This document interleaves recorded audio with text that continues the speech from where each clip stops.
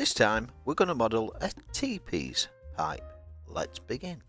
So let's make this T-piece. So let's just delete the cube and we're going to add in a mesh, and the mesh we're going to add in is a cylinder. Going to the actual cylinder properties, and we're going to actually make it 4 meters high, and we're going to change it so it's got nothing top, nothing bottom.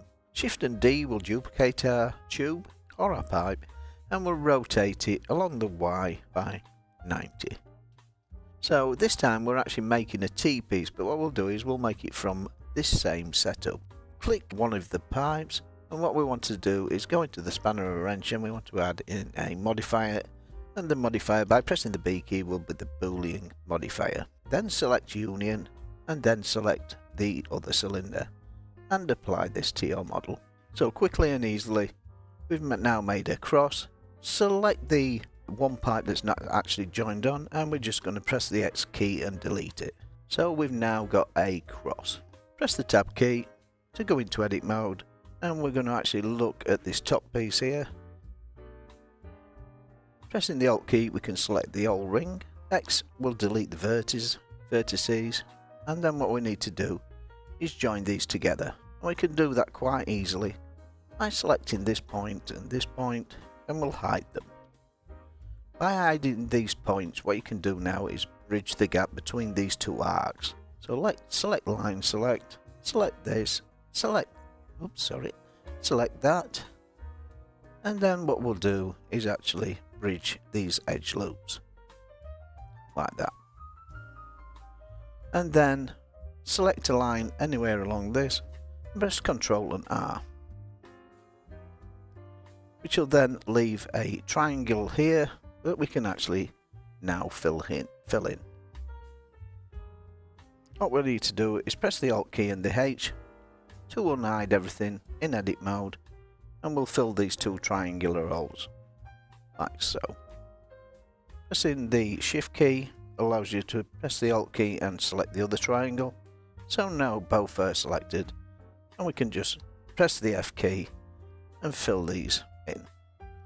We're now going to select this line here, pressing the Alt key, and select the other line there, pressing the Alt key. You need to actually press Shift together as well, so we can select both these lines. Ctrl B will add a bevel, and we're just going to take this out a little bit and just press the 3 key. As you see, we've got good topology here, and we can add some loop cuts, but we're going to put on this edge, and this edge. Ctrl and R just to drag the loop cut to the edge. Same on the other side, just like so, and on the bottom as well. Out of edit mode, and then just shade smooth. So we've now got our T-piece. We're going to add some modifiers, so hit the spanner or wrench and add in a solidify modifier. This will allow you to actually make the thickness of your pipe to your desired thickness, and then we can just apply it. Apply.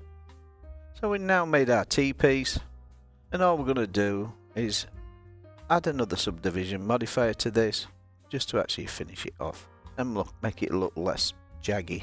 Add a modifier. Is that jaggy or jagged? Add a modifier, press the S key, and what we want to do is another subdivision surface modifier. So we've now made quite a good pipe. Apply all modifiers,